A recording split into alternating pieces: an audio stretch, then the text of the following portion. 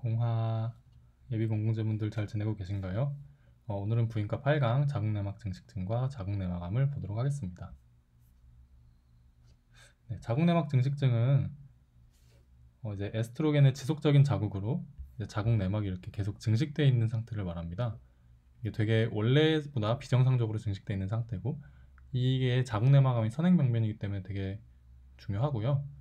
네, 원인 될 수 있는 거는 이제 원래 에스트로겐이 있어야 되는 것보다 훨씬 더 많이 되는 경우에 그런 경우가 생길 수 있겠죠.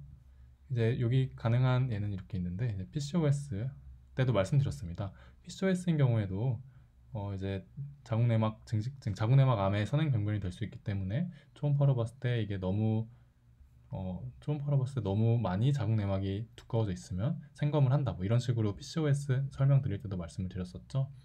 그러고 이제 뭐 폐경된 경우, 조기 난소 부전이나 뭐 에스트로겐 단독요법을 맞은 경우, 당연히 에스트로겐을 많이 했으니까 증식이 되겠고요. 타목시펜 같은 경우는 이제 엔도메트리움 자체에서 이제 뭐 에스트로겐의 아고니스틱한 역할을 하기 때문에 타목시펜을 맞은 경우에도 이게 더 생길 수 있겠고, HNPCC라는 건 이제 뭐 린치 신드롬 뭐 이런 건데, 이건 나중에 소화기계 질환과 연관된 그런 소화기계 질환과 뭐 난소 질환과 연관된 그런 질병입니다. 이제 이 구분은 ATP가 있는지 없는지로 구분을 하고요. 네, 증상 자체는 다음과 같이 이런 것들이 있습니다.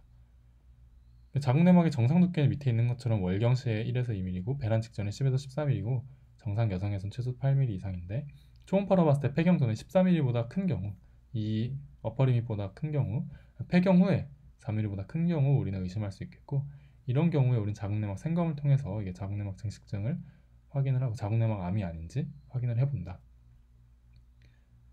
네, 뭐 할 때는 자궁경으로 통해서 보고 DNC를 긁어내서 확인을 하겠죠.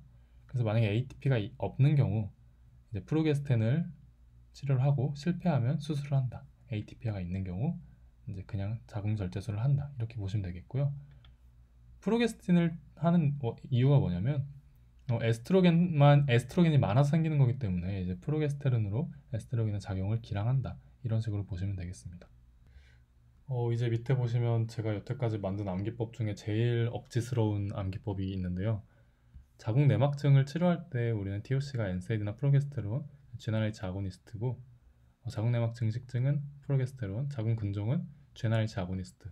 율리프로스탈 아세테이트는 저희 학교 내신에 나온 건데, 그래서 뭐 크게 삭제해도 되겠고요. 그래서 자궁 근종 같은 경우는 자궁 군종 이렇게 해서 그냥 GnRH 아고니스트랑 율리프리스탈, 아세테이트 이렇게 외웠고요. 자궁 내막 증식증 같은 경우는 말씀드렸듯이 에스트로겐에 너무 많이 해서 생기는 거니까 에스트로겐의 기량인 프로게스테론을 사용한다. 자궁 내막증 같은 경우는 제가 이때 페페를 되게 좋아했나 봐요. 이 페페가 사실은 이렇게 울고 있는 이유가 임신도 못하고 아파서 이제 슬퍼서 울고 있는 개구리였던 거예요. 그래서 프로그는 슬프다 뭐 이런 식으로 저는 외웠습니다. 프로게스테론, 엔세이드, 그다음에 GnRH 아고니스트 뭐 이렇게 외웠는데, 원래 이렇게 억지로 외우는 게 좀 더 기억에 잘 남을 테니 그렇게 외우면 되겠고요. 이 짤에 이런 내막이 있구나 이런 식으로 외우면은 이 사진을 볼 때마다, 페페를 볼 때마다 자궁 내막증을 생각해서 프로그는 슬프다 이렇게 외울 수 있겠죠. 죄송합니다. 네, 자궁 내막암에 대해서 보도록 하겠습니다.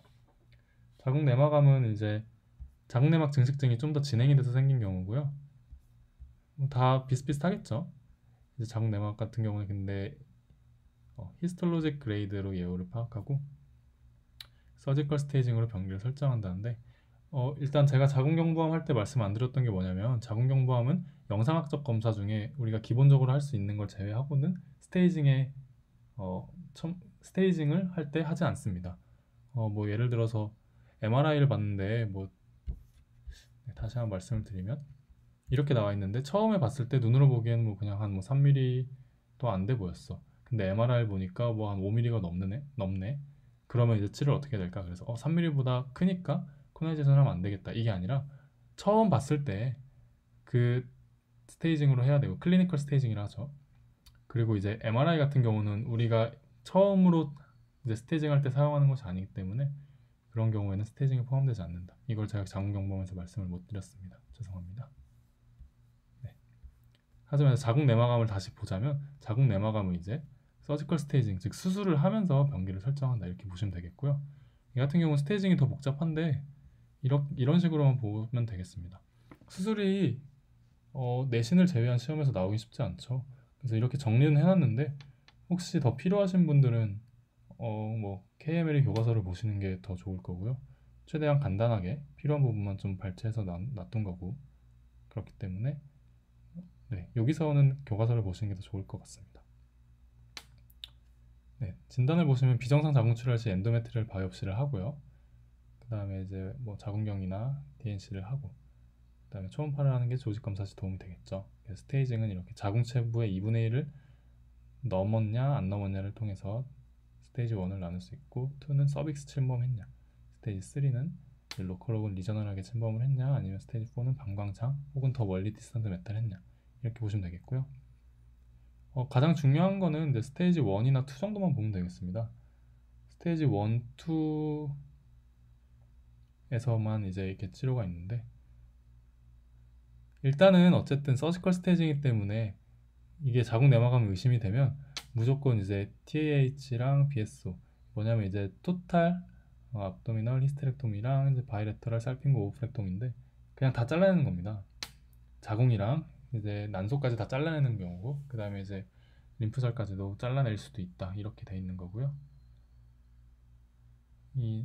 이제 뭐 수술 후 재발 리스크가 높은 경우에는 60세보다 나이가 많거나 폐경 후에 생긴 경우나 림프절 전이가 있는 경우, 크기가 ECM보다 큰 경우는 RT를 시행하고 그 다음에 이렇게 다 잘라낸 다음에 스테이징을 했을 때 스테이지 1인 경우는 이거는 이제 표를 같이 보시면서 보면 되겠습니다. 이제 불안전 병기 설정, 만약에 자궁 내막암이라 진단을 내리고 수술한 게 아니라 다른 원인 때문에 뭐 그냥 수술을 했는데 자궁 내막암이 있어, 이런 경우에는 자궁 외부에 대한 진단을 못 하겠죠. 왜냐면 이제 3나 4는 로컬이나 리저널 혹은 4는 방광장 디스턴트 메타가 있는 걸 확인하는 건데 딴 이유로 떼낼 때 주변을 확인하는 이유는 없으니까 스테이지 3 이상을 진단을 못 하겠고요. 그런 경우에는 다음과 같이 치료를 한다 이 정도로 보시면 되겠습니다. 만약 스테이지 1A에다가 그레이드 1, 2인 경우는 재개복을 하거나 영상 검사를 하고, 왜냐면 이런 경우는 재개복을 하는 게 더 좋은 이유가 뭐냐면 그냥 바로 아닌 것을 확인하는 게 더 이득이다 이렇게 판단을 하는 겁니다. 그리고 만약에 얘네들은 일단은 좀 더 영상을 통해서 보면서 추적 관찰한다 이렇게 보면 되겠고요. 네, 오늘 강의는 여기서 마치도록 하겠고 얼마 안 남았습니다. 이제 난소 종양이나 이제 뭐 임신, 육모막성 질환 이 정도만 하면 될 테니까 다들 고생 많으셨고요. 다음 강의에서 찾아뵙도록 하겠습니다.